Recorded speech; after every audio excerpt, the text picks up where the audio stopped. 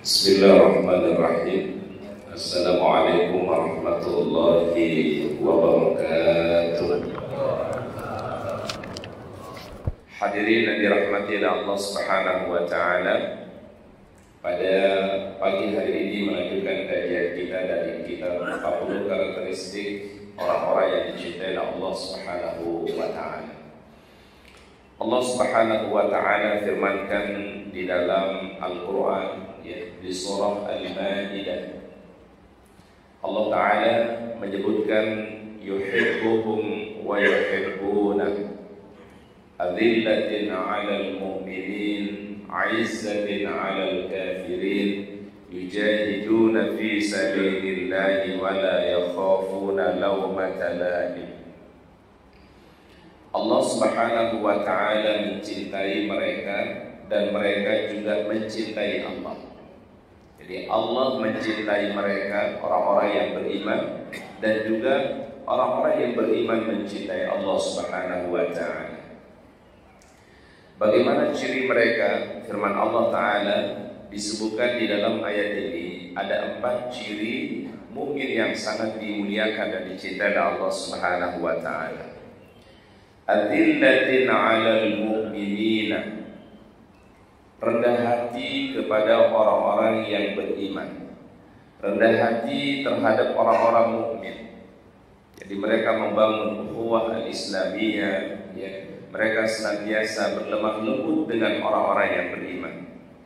A'izzatin 'alal kafirin, dan mereka sangat tegas terhadap orang-orang yang kafir, orang-orang yang tidak beriman kepada Allah.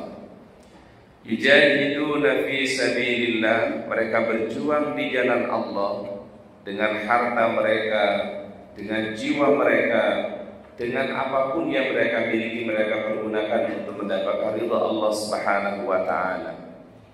Wala yakhafuna lawmata la'im, dan mereka tidak khawatir terhadap celaan orang-orang yang mencela. Ayat yang mulia ini, para ulama tafsir as-salafus salih menggambarkan bagaimana dulu Rasulullah sallallahu alaihi wasallam ketika beliau berada di kota Mekah Al-Mukarramah. Tantangan dakwahnya luar biasa. Tantangan risalah yang dihadapi oleh Rasulullah sallallahu alaihi wasallam itu luar biasa. Digambarkan oleh Allah Ta'ala tentang orang-orang yang beriman yang dicintai oleh Allah Ta'ala, adillatin 'alal mu'minin. Mereka generasi orang-orang yang rendah hati kepada orang-orang yang beriman, berlemah lembut kepada orang-orang yang beriman. A'izzatin 'alal kafirin, dan mereka tegas kepada orang-orang yang tidak beriman. Jadi kepada yang mukmin mereka berlaku lemah lembut, tetapi kepada yang tidak beriman mereka bersikap tegas. Wala yakhafuna lawmata la'im, dan ini karakteristik yang disebutkan oleh Allah Subhanahu wa taala dalam Al-Qur'an. Orang yang beriman tidak takut terhadap celaan orang-orang yang mencela. Dulu baginda Nabi sallallahu alaihi wasallam dikenal dengan sidiknya, dikenal dengan amanahnya, namun beliau juga tidak lepas dari celaan orang-orang Mekah. Bahkan Nabi SAW disebut Majnun, ya. Majnun itu artinya gila. Jadi Nabi SAW sosok yang mulia itu disebut oleh mereka Majnun. Disebut juga Nabi SAW oleh orang-orang Mekah dengan sebutan adalah sahir, tukang sihir. Dan bahkan menyebut Nabi SAW kahin, seorang dukun. Jadi kalimat ini tidak kemudian menjadikan Rasulullah SAW lemah di dalam menjalankan risalah kenabiannya. Nabi SAW justru semakin memperkuat semangatnya untuk menyampaikan risalah Nabi atau risalah yang disampaikan oleh Allah Subhanahu wa taala. Bahkan ada satu kalimat yang beliau mengatakan, kalau sekiranya matahari diletakkan di sebelah tangan kananku, kalau sekiranya bulan ditaruh di sebelah tangan kanan kiriku, tidak akan aku tinggalkan urusan Islam ini, kata beliau, sehingga Allah Ta'ala yang memberikan keputusan kepadaku. Ini artinya Nabi sallallahu alaihi wasallam begitu semangat untuk menyampaikan risalah. Ini yang Allah Ta'ala gambarkan dalam Al-Quran, yuhibbuhum wa yuhibbuna adillatin 'alal mu'minin a'izzatin 'alal kafirin yujahiduna fi sabilillahi wa la yakhafuna lawmata laim. Di dalam ayat yang lain Allah Ta'ala firmankan di surat Furqan ayat yang ke-63, wa ibadur rahmanil ladzina yamshuna 'alal ardi haunan wa idza khatabahumul jahiluna qalu salaman. Wa ibadur rahman, dan hamba-hamba Allah yang maha penyayang itu ialah alladzina yamshuna 'alal ardi haunan, orang-orang yang berjalan di atas muka bumi ini dengan rendah hati.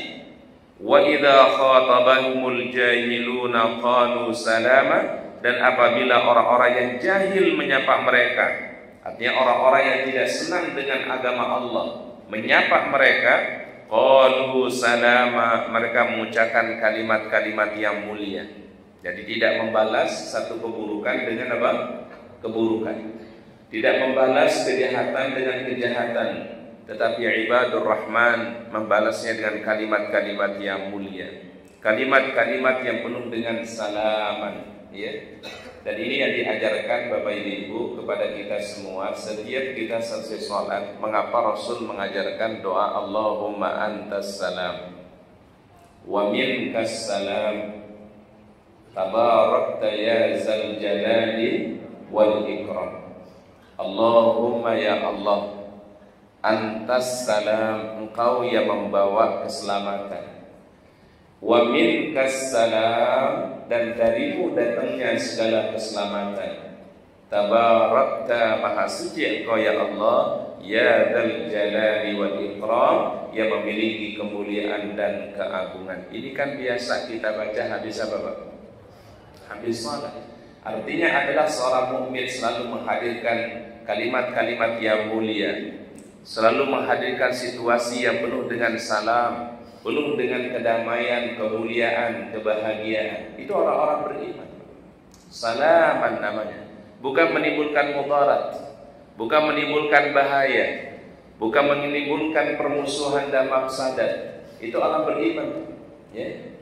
Bahkan di dalam satu keterangan dijelaskan, kata para ulama, seorang mukmin itu tidak jauh dan tidak bukan seperti an-nahl. An-nahl itu artinya lebah. Apa filosofinya kata para ulama? An-nahl itu yang pertama selalu mengeluarkan yang manis-manis. Maknanya adalah kalimatnya adalah kalimat yang mulia, ucapannya ucapan yang mulia, perbuatannya yang menghadirkan kemuliaan dan kebermanfaatan dan kemaslahatan. Ya, ini kalau disebut seperti lebah. Kemudian filosofinya lebah kata para ulama adalah kalau dia hinggap di satu dahan, tidak akan pernah dahan itu menjadi rusak. Maksudnya apa? Dimanapun seorang mukmin, seorang muslim dia berada, selalu mendatangkan kebaikan dan kemaslahatan dan menghindarkan hal-hal yang menimbulkan mudarat. Diibaratkan seperti lebah itu supaya tidak rusak. Ya, dahan itu adalah tidak akan pernah rusak kalau ada lebah, Pak. Enggak pernah. Ya, sebesar apapun itu sarangnya lebah, tidak akan merusak itu dahan. Ini filosofinya kata para ulama. Kemudian yang ketiga, filosofinya lebah itu kata para ulama adalah lebah itu selama tidak diganggu, dia tidak akan pernah mengganggu orang lain. Betul ya Pak ya? Kita jalan di situ ada sarang lebah, kira-kira lebah ngejarin kita enggak Pak? Enggak bakalan.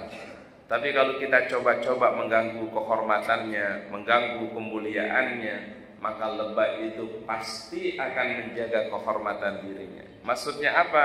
Seorang mukmin bila yang diganggulah kehormatan agamanya, kehormatan keluarganya, dia akan membelanya. Dan itulah yang dimasukkan oleh baginda Nabi sallallahu alaihi wasallam, di mana beliau bersabda, barang siapa yang meninggal dunia menjaga kehormatan keluarganya, menjaga kehormatan agamanya, menjaga kehormatan hartanya, Kalau dia meninggal dunia fahuwa syahidun, maka meninggal dunia dalam keadaan apa? Syahid.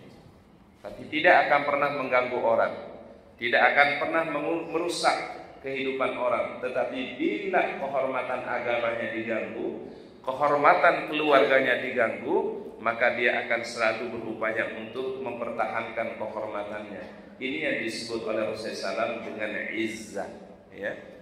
Fa innal izzata lillahi wa li rasulihi wa lil mu'minin. Oleh karenanya para jamaah, doa Allahumma antas salam tadi tidak hanya dibaca setelah salat, sampai juga disunnahkan oleh Nabi kalau seseorang mau tawaf di Baitullah, dia akan memulai tawafnya dengan melihat Ka'bah terlebih dahulu. Assalamualaikum warahmatullahi wabarakatuh.